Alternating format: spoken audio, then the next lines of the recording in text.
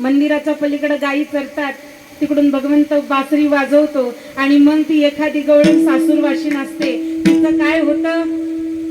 सासूरवाशीन मेरे कोई भी काम नहीं हो रे, देवा थोड़ा ऐक रे, काय कर, धीरे से बजाना बंसी बजाने वाले, मुरली सुनाने वाले, बंसी बजाने वाले,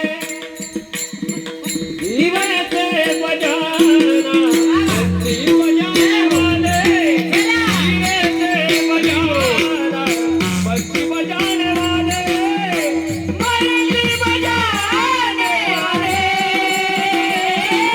बंसी बजाने वाले, मुरली सुनाने वाले.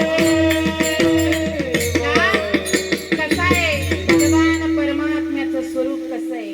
हाथों में लकड़ी थाने कमलिया, सुंदर सावळ स्वरूप, हातामध्ये काठी आहे, खांद्यावर कांबळी आहे.